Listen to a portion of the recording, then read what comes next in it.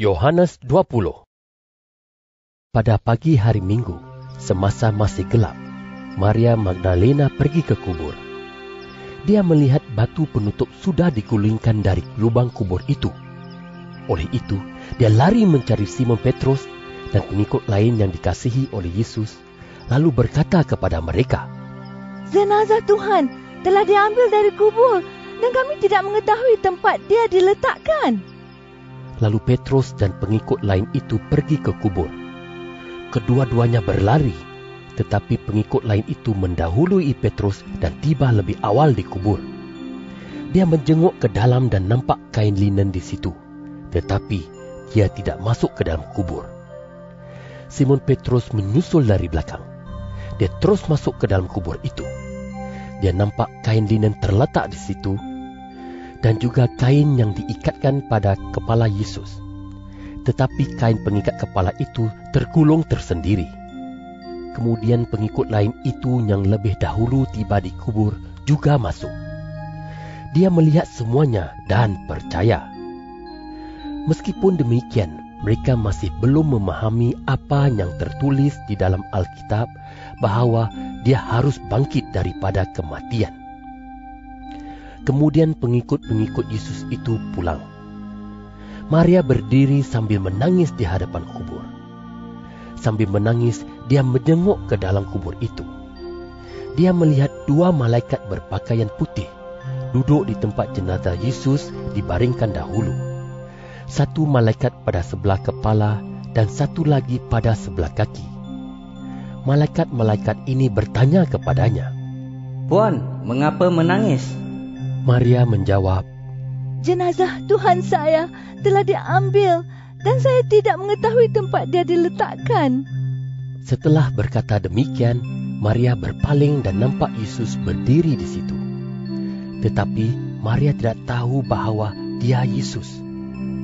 Yesus bertanya kepadanya, "Puan, mengapa menangis? Siapakah yang Puan cari?" Maria menyangka dia itu tukang kebun. Oleh itu, Maria berkata, "Tuan, jika Tuan sudah memindahkan jenazah Yesus, beritahulah saya tempat Tuan meletakkan jenazahnya, supaya saya boleh pergi mengambil jenazahnya." Yesus berkata kepadanya, "Maria!" Maria berpaling kepada Yesus, lalu berkata dalam bahasa Ibrani, "Rabuni," yang bererti guru. Tetapi Yesus berkata kepadanya, "Jangan pegang aku, kerana aku belum lagi kembali kepada Bapa. Pergilah kepada pengikut-pengikutku dan beritahu mereka bahawa sekarang aku sedang kembali kepada Bapaku dan Bapamu, kepada Allahku dan Allahmu." Oleh itu, Maria pergi memberitahu pengikut-pengikut Yesus bahwa dia sudah melihat Tuhan dan bahwa Tuhan berkata demikian kepadanya. Pada hari Minggu itu juga, apabila hari sudah petang, pengikut-pengikut Yesus berkumpul di sebuah rumah dengan pintu yang terkunci, kerana mereka takut akan para penguasa Yahudi.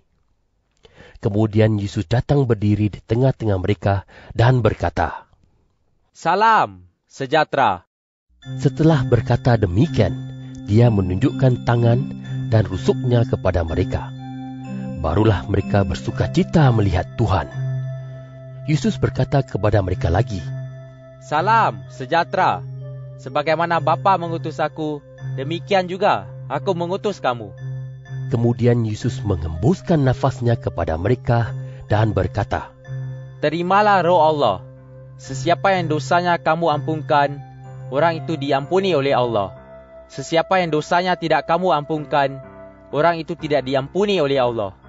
Thomas, yang disebut si kembar, seorang daripada 12 orang pengikut Yesus, tidak bersama-sama mereka ketika Yesus datang. Oleh itu, pengikut-pengikut lain memberitahu Thomas, "Kami sudah melihat Tuhan."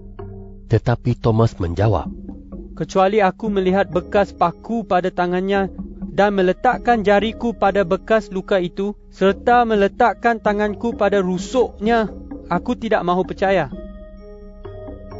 Seminggu kemudian, pengikut-pengikut Yesus berkumpul lagi di tempat itu dan Thomas hadir juga. Semua pintu terkunci, Tetapi Yesus datang dan berdiri di tengah-tengah mereka lalu berkata, Salam, sejahtera. Kemudian Yesus berkata kepada Thomas, Letakkanlah jarimu di sini, dan lihatlah tanganku. Hulurkanlah tanganmu, dan letakkanlah pada rusukku. Janganlah ragu-ragu lagi, tetapi percayalah. Thomas berkata kepada Yesus, Ya Tuanku, ya Allahku. Yesus berkata kepadanya, Adakah kamu percaya kerana kamu sudah melihat aku? Berbahagialah orang yang percaya meskipun tidak melihat aku. banyak lagi mukjizat lain yang dilakukan oleh Yesus di hadapan pengikut-pengikutnya, tetapi tidak ditulis di dalam kitab ini. Tetapi semua ini ditulis supaya kamu percaya pada Yesus, Anak Allah, penyelamat yang diutus oleh Allah. Dan kerana kamu percaya kepadanya, kamu beroleh hidup sejati.